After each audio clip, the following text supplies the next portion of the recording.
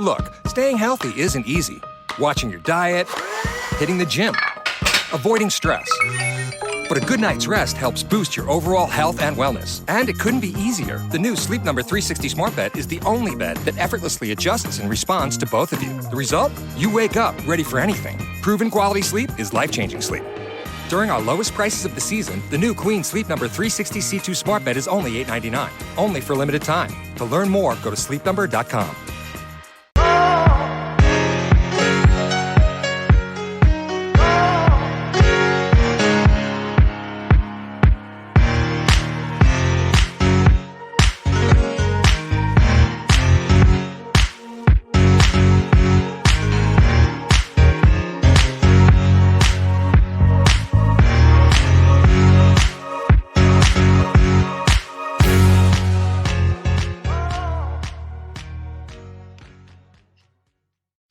Welcome to Rebecca Sounds Reveille.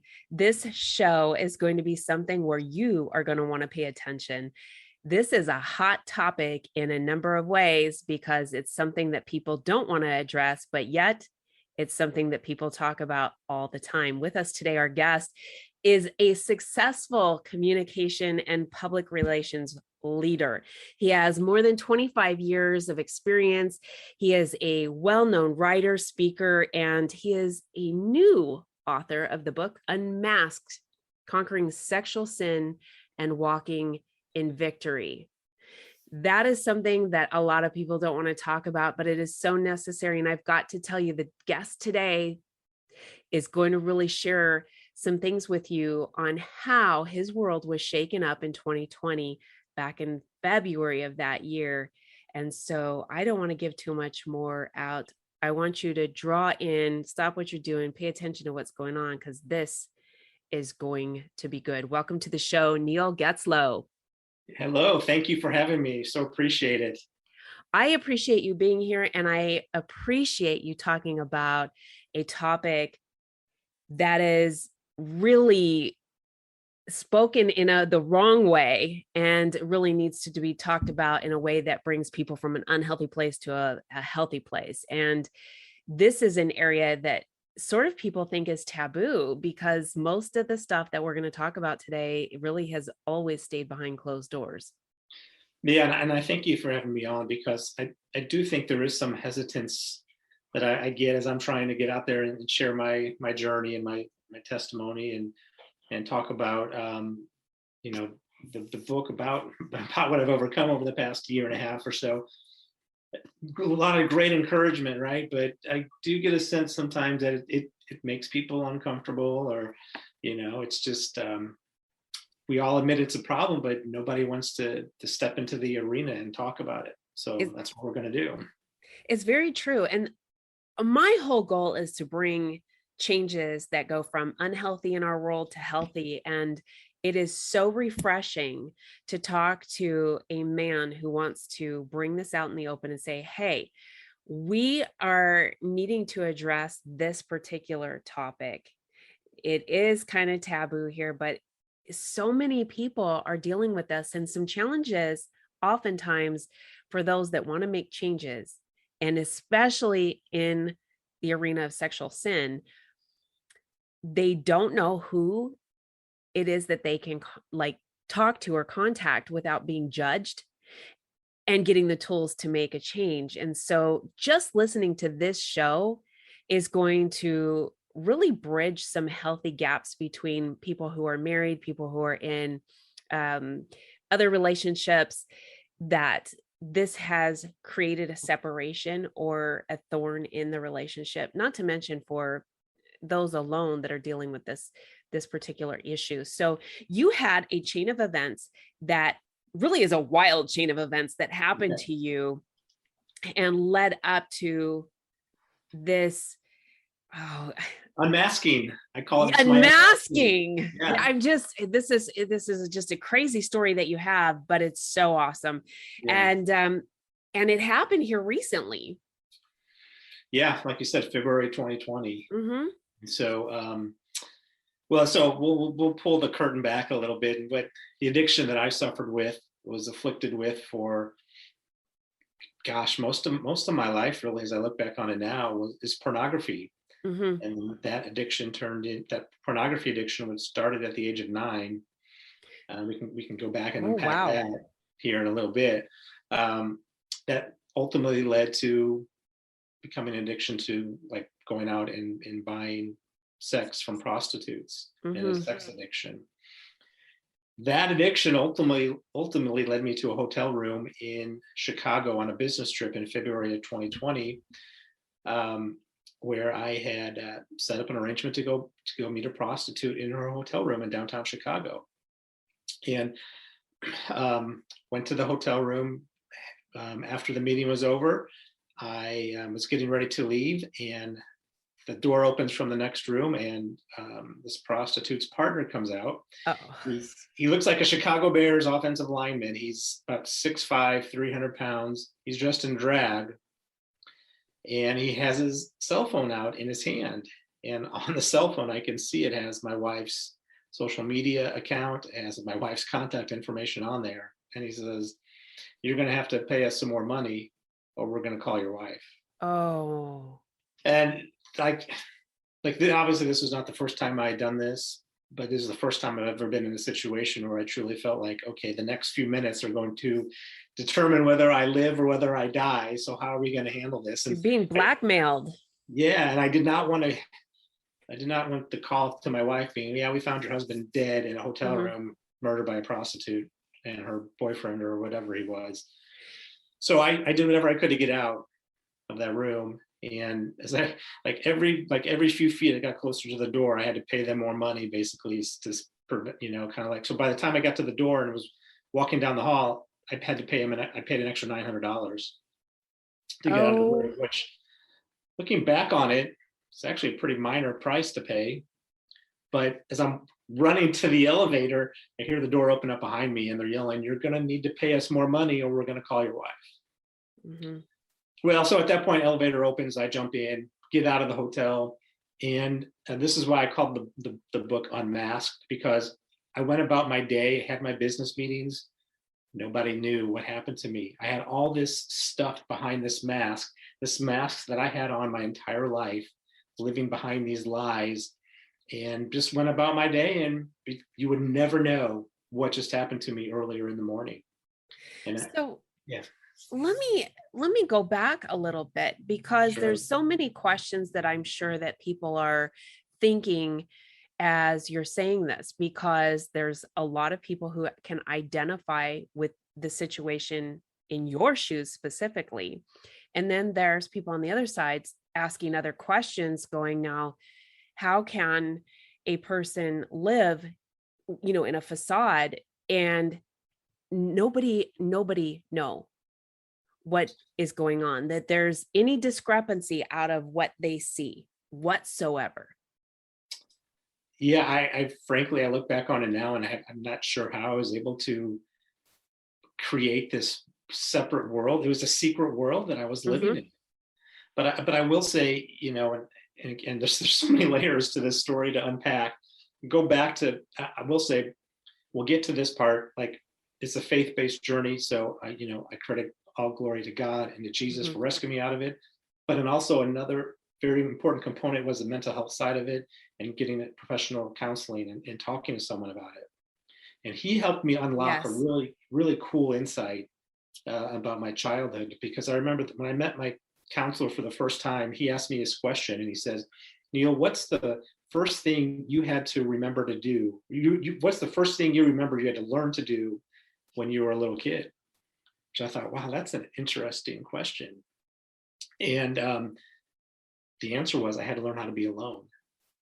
And from there, that's where the pornography came in, because I had all kinds of access to it in those younger days. So I had this hole in my heart. I tried to fill it up with the pornography, which never filled me up. I just kept looking for it. But being alone, you just get used to keeping everything inside and only sharing the details that you wanted to share.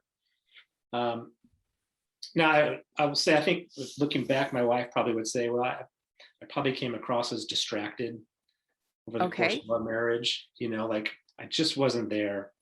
And that's another insight my counselor shared. He's like, I had so many lies and stories I was trying to keep straight in my head. Like, that's all I could think about. I had no time to have a real in-depth, meaningful conversation with anybody in my life. Mm-hmm. Because Mm-hmm. I was afraid if I said the wrong thing, it was going to unravel this entire lifetime of a secret life that at the time I wasn't ready to give up. What is very fascinating about this is more common than what most people realize. This has been an ongoing struggle for many people for many years.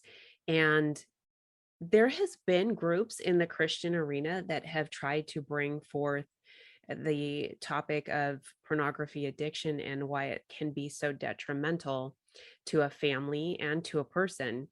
And because it has stayed sort of in that arena and it hasn't crossed over to just a public in general, I think it hasn't reached as many people to understand that this really is an unhealthy part of life, because like you said, there are so many layers to this. And the biggest thing is that you have a secret, you have these secrets going on, and you have to level them where you can't engage fully with people around you because you're worried, like you said, about all of the things that are going to be exposed.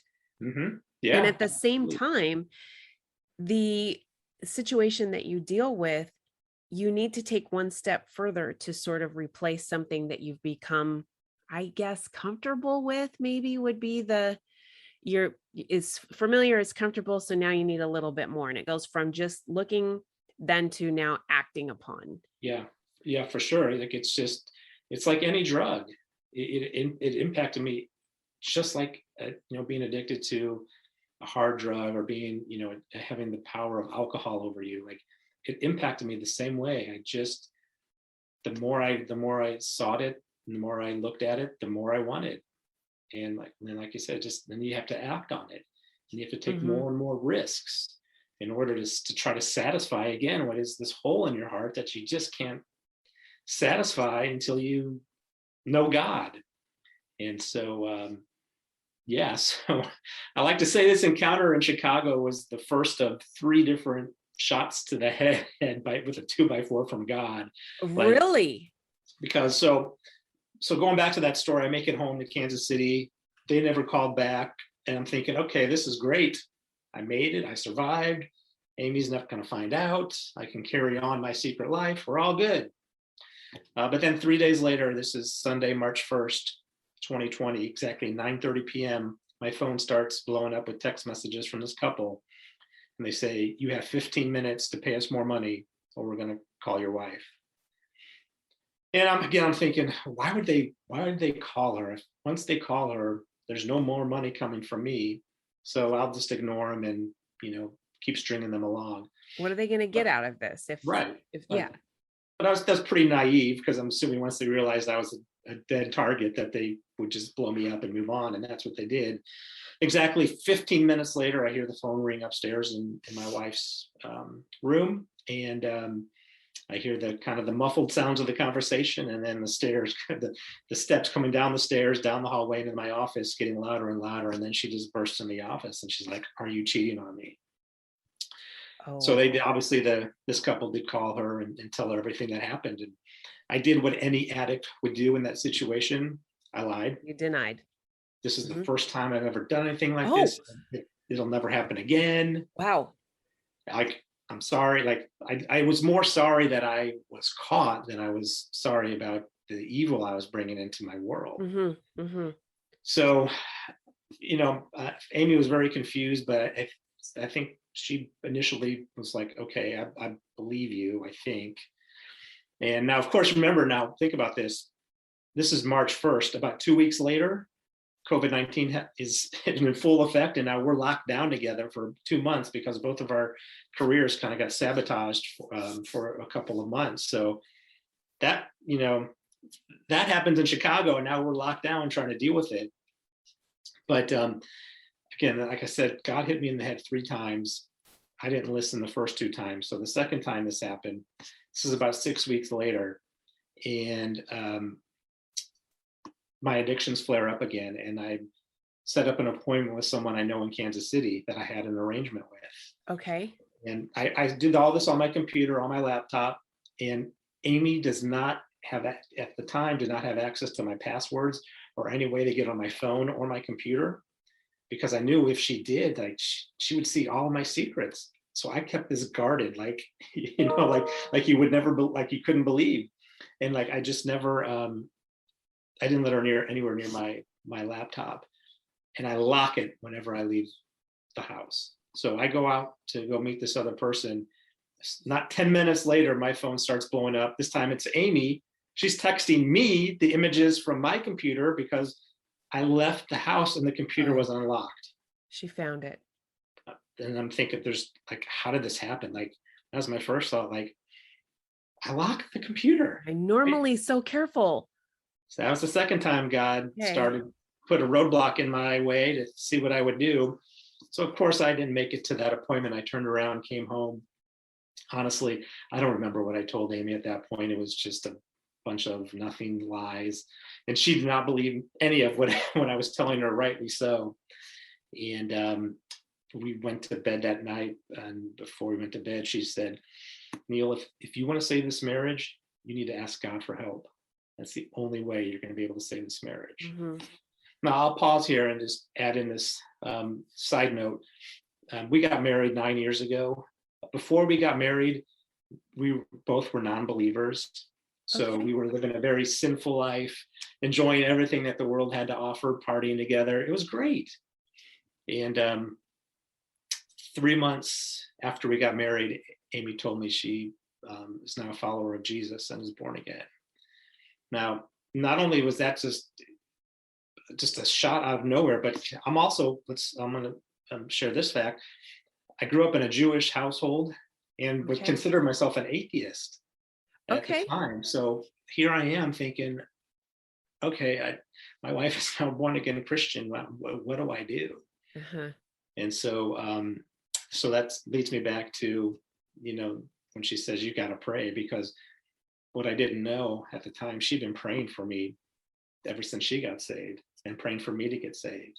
And so, so we go to bed. The next morning I wake up, she's already gone out of the house. She didn't tell me she was leaving. So I was like, well, this seems like as good a time as any to ask God for some help.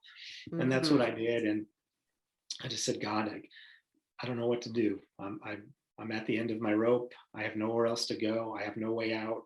Like, just give me a sign that there's help out there, and let me know. And as soon as I finish that prayer, the garage door pops open and it's Amy. And I didn't realize it, but Amy is the key to this whole story.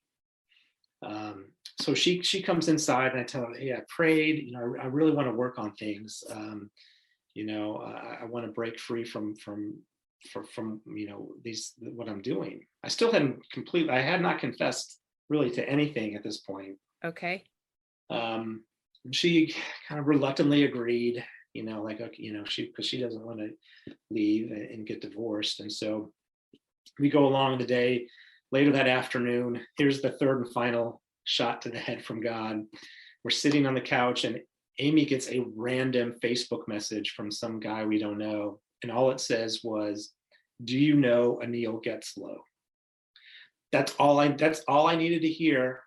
I don't know why, but that triggered something inside me that I said, I've got to confess everything to Amy. Like, this is it. It's time. What I didn't know, but what we found out later, was that guy happened to be the ex-boyfriend of another woman that I had an arrangement with. And he had all the receipts of all the text messages and money exchange that we had, and was starting to text them to Amy. So, so I sit Amy down, and as I describe in the book, I basically threw up on the floor of our marriage, and I told her everything: the addiction to pornography, the addiction to sex. And, you know, just like after you throw up, you feel very relieved and you actually feel a lot better. I was feeling very relieved, but I was not sure what was going to come out of Amy's mouth next. I mean, I was expecting her to just say, all right, I'm out of here. Like, this is, because I didn't at the time didn't understand how strong her faith was and what it meant what forgiveness meant. So the next words out of her mouth were transformative for me and for our marriage. And she looked at me and she's like, Neil, Jesus forgave me for my sins. How can I not forgive you for yours? I forgive you. And that was the moment the chains came undone. That wasn't Amy talking to me and forgiving me. That was Jesus working his will through her, forgiving me. Instantly broke the chains of addiction. And I have not looked at porn since that day, April 14th, 2020. I've not been tempted to look outside my marriage. Like all that sin and addiction just gone. My life completely changed that day. And it's the greatest gift I ever got. The Holy Spirit is pretty powerful on how he works. You know, there's a couple of questions that come to mind, because I know that women who are listening to this say, okay, there's a trust issue here. I mean, I don't know if I can forgive, but I don't know if I can trust again. So that's the first one. And then the second one is, oftentimes people are more apprehensive about what someone is open to understanding. And so they tend to not talk about it. And so with you and Amy having been kind of worldly and, you, like you said, kind of the party lifestyle, do you think if you had shared with her at that time, she would have been more receptive to what was going on? Receptive, meaning like, okay, I can understand this. So, you know, maybe there's things that I can do to help you with our marriage with this. I mean, different things, or this is because it's so personal to what is going on internally that you don't even want to share that with anybody else. Yeah, I mean, that's a great question. I don't know the answer to that. If this happened at a different time in our life, because I also feel like it happened in 2020 for a very specific reason. Because I know a lot of people are impacted by COVID, and people we've lost friends and family because of COVID. Amy and I viewed 2020 as a blessing, because God looked at me and he said, I'm going to take away everything you love, everything, the porn, the sex, the booze, the pot, the sports, your friends, they're all gone. What are you going to do with your life? And this, to me, this was the one chance for me to reset. And we talk about this all the time, Amy and I do. Like if COVID-19 wasn't around, if we weren't sort of in this lockdown position for a few months, would I still be saved, or would the power of Jesus taken hold of me? And the honest answer is no, because I would have had an escape hatch. I would have had an escape hatch back to the world. Understandable. Where I just, it wouldn't have taken hold of my heart. The world would have gotten, the enemy would have gotten back hold of my heart. But your question about trust too, like Amy forgave me, which was powerful, right? But that did not absolve me of any sort of accountability, responsibility. Like I had to absolutely earn every ounce of trust back, because I had burned it all to the ground. And so we've had so many conversations about how we do that. And, going to counseling was one way we did this. We put a location app on our phones. She knows where I am at 100% of the time. She has the passwords to all my accounts. She knows what's going on there 100% of the time. That helps to build trust. But I think what the biggest thing in my mind that has probably worked to build trust is that she can see the fruits that God is producing in our life and the change that he's made in me. Because I went from someone who went out to the bars with his friends, left Amy home alone all the time. So I love drinking. I love watching sports nonstop. For most of our marriage, I turned away completely from that life to a life where we're spending Sundays, instead of watching football, we're watching like online sermons. We're reading the Bible together. We're praying together. Like these are things to me, like just 2 years ago would be crazy for me to think that I was doing and I was loving to do. And that's how transformative that this change has been. she can see, like I tell her all the time, if there's something you don't trust me about, all you got to do is look at this book I wrote, Mm-hmm. because I cannot fake what is in this book. This Sure. book is real. Like the story we're living is real. And that's why, you know, people ask me all the time, you know, why do you go and why are you talking publicly about this? You know, and then my answer is, well, because I have to. Like I'm compelled to tell the story because, one, pornography and sex addiction is an evil thing, and I need to help people understand that and help draw men out of that. But also I've got to tell why God has been so great in my life. Like Yes. I Yes. have to. Yes. I want know? to talk on both for men and for women in this particular situation. So for men who are at a point who say, okay, I'm going to come clean, or I have come clean now. And now my wife, or, you know, my girlfriend or whoever is asking me questions all the time, where I go, what I'm looking at. And, you know, and I just can't take that. Can you share why that is so important to be accountable until the person that they're with can really rebuild that trust and feel comfortable again? Yeah, I mean that was one of the hardest things for me at first when this all went down. Was you've got to strap on the armor and you've got to sit down and you've got to answer every question. You just have to let her ask the questions, but you've got to answer honestly. Mm-hmm. Like there's no more secrets anymore. Like I've got nothing else to lose. I laid it all out there. So it's just so important, because for Amy, when this all went down, she turned into a detective. Okay. Yes. I mean, questions. Yeah. There's questions everywhere on this. Questions. She would probably every day for probably 2 months, she would look at my phone. She'd be like a forensic scientist trying to uncover every crumb to my past. And as much as I tried to scrub all that evil off of my phone, I couldn't get it all. So she would discover things from 5-6 years ago that, you know, she's like, well, what is this? Like, you know, and it would just start the process all over. But it's just important that you let your spouse, this is part of the healing process. You have to let that anger come out. You have to answer those questions. You have to let them ask the difficult questions. And it was hard when she'd be scrolling through my phone, and I could feel the anxiety and the sort of the anger rising, because I just like, there's nothing here anymore. What are you looking for? And then you're like, here it comes. There's going to be more questions. I really don't want to deal with this. I've already confessed.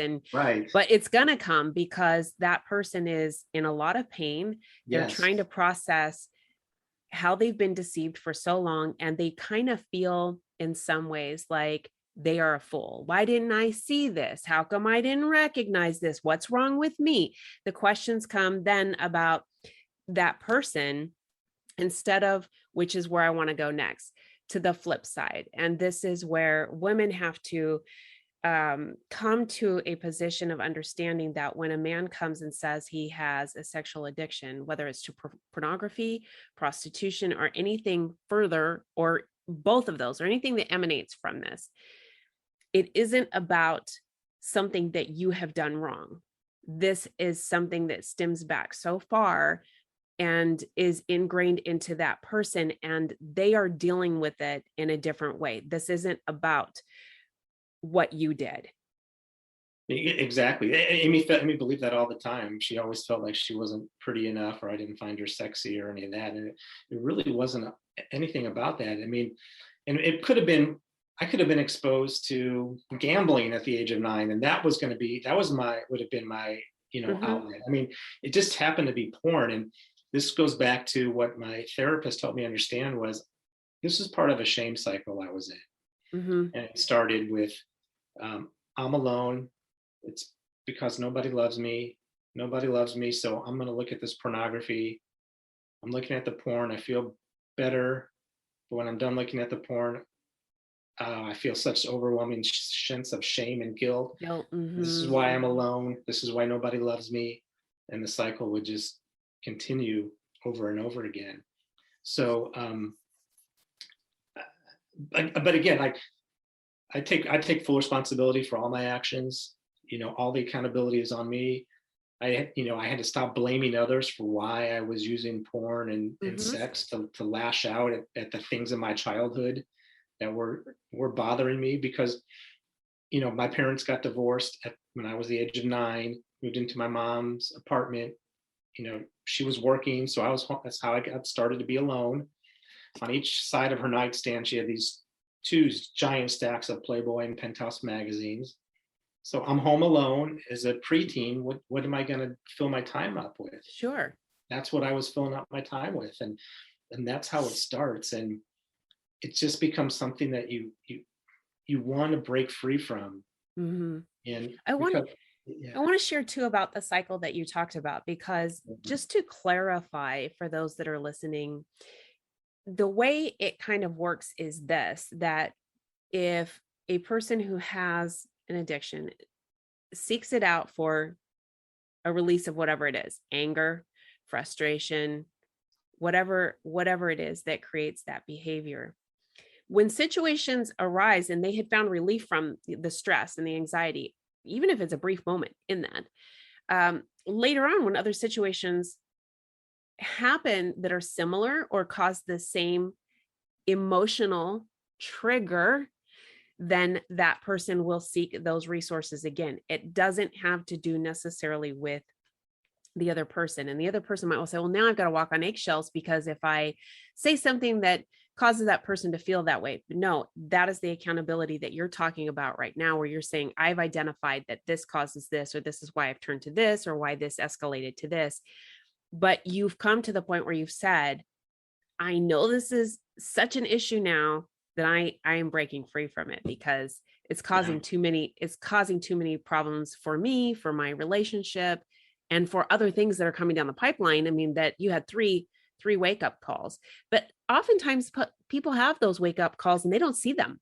They're not recognizable at whatever the timing is. Yours was, and then it came out for a specific purpose. And so I think that this is really an important issue to talk about, because of how it affects both people and people as individuals that may not be involved with anybody, that just strictly find themselves in the position that you're talking about. So for you to come out and share this and be so candid and vulnerable while you're exposing this and unmasking it, I am so happy that you're doing this. It really needs to get out there. I appreciate that. And I appreciate the opportunity to share with your listeners. And like, I will say that our marriage today, I have the marriage today that I've always wanted. And that's because of God and what he's done in my life. And it's just crazy. I still can't believe that this has happened to me. I was the most cynical, unbelieving person in the world in February of 2020, and now to stand here today and to be able to share about my journey is just still makes my head spin sometimes. How quickly that has worked. Like you, I'm Christian. I am totally believer, faith-based, everything I do. I also work with a lot of people who may not be at that point yet. Yeah. And I really want to say something, because this is addressing everybody, all the masses. And I want them to know that what they can obtain by reading your book and listening to what you're talking about is just as helpful to them, even if they're not at that receptive point yet. Yeah. And what I would say, what I've learned on my journey, even without take out the faith piece for it, porn is an evil industry and sex work is an evil industry.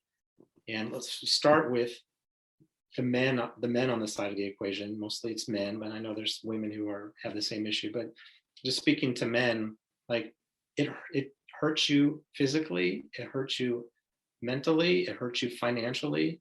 And I believe it hurts you spiritually. Like there's so many dangers that go with it that you don't see. And you really need to think about what you're doing. But then also think about what's on the other side of the transaction. Those women who are trapped, who are trafficked, who are there against their will. Mm-hmm.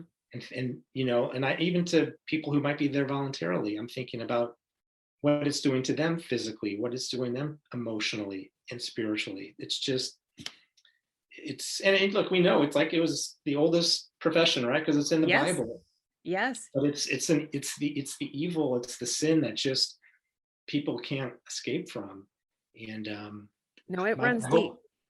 Yeah, and I hope my book helps people know, like, I was there and I get it, but you can overcome it. For me, I asked God for help. He delivered, but I also sought professional counseling help. Like that was a key part of it too. Yes. And also, I will also say, when you kind of alluded to this at the beginning of the program, just talking about how you fill yourself up. Like I think of it this way: when you want to get your body in shape, what do? You stop eating junk food, you go exercise, and you get yourself physically fit. I don't think we talk enough about what do you do to get your mind healthy. Yes, 100%.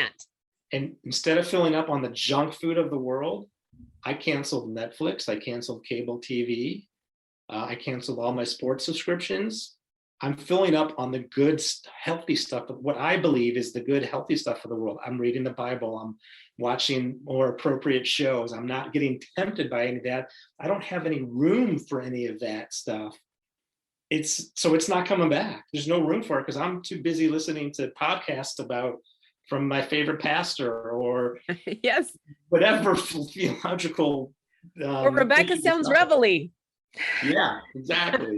Yes. Exactly. Yes, no, it's what you're saying is so accurate, because when it is said you are what you eat, most often we're thinking sugar, junk food, we should replace it with apples. But it's everything that we eat: words, audio, video, things that we, everything that's coming into our psyche, mentally, emotionally, spiritually, all of that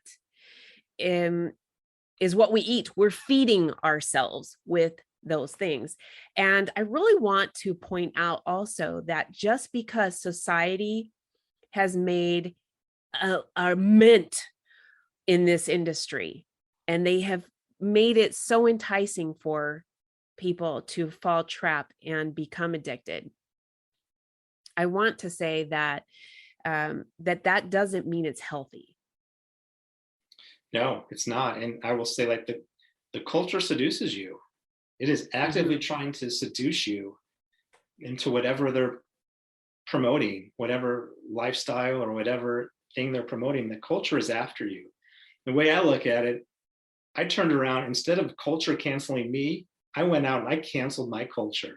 And I didn't awesome. I didn't look back. I love it.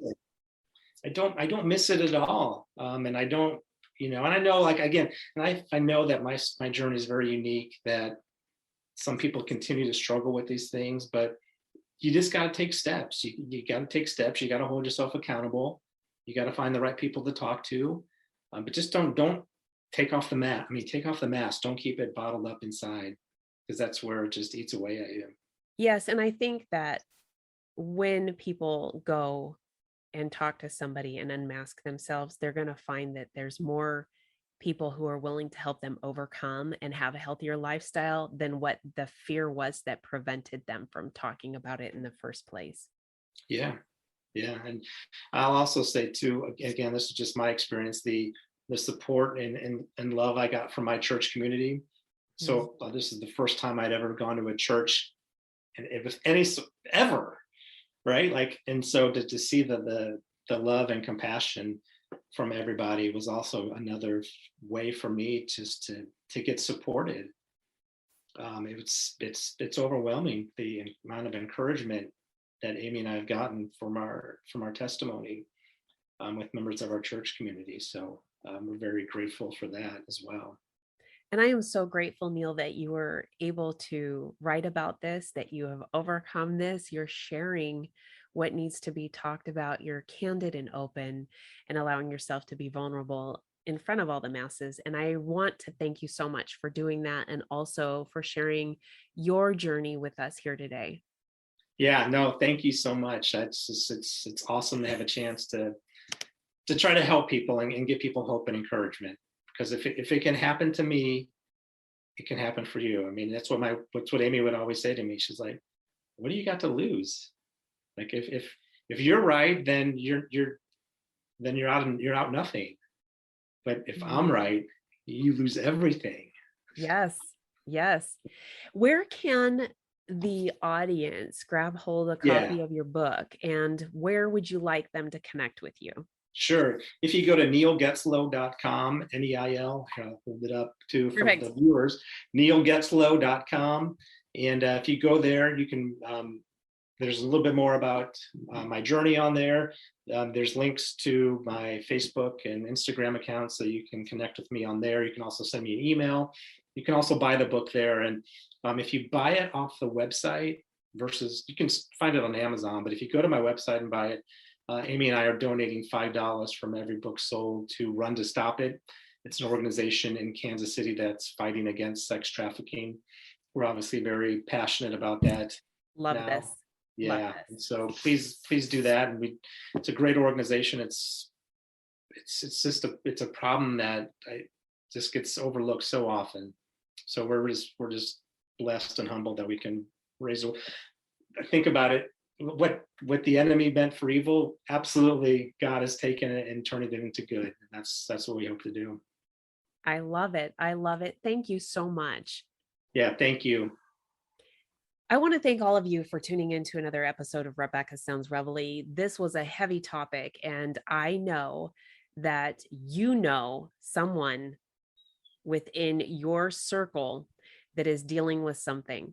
And you may not even be able to put your finger on it, but I bet after just us talking a little bit here today, you're going to have some light bulbs going off. And if you yourself are in a situation where you are on the same side as Neil is, or you're on the other side and you have a partner that you already know, or that things are slipping out there and you want to have that talk, Neil is a great person to get in touch with, and he'll be able to give you some tips on how to get that conversation started and get the help and all of the things that you need. But definitely grab a hold of a copy of his book, because I think you're going to be having your mind open, and it's going to give you a much broader sense of what's going on, and knowing also how to deal with the situation regarding trust and other things that we talked about here today. I really hope that you take an opportunity to listen to the show again, that you forward this out to your friends, your family, everybody that you know on social media, and everybody that you don't. Thanks for tuning in.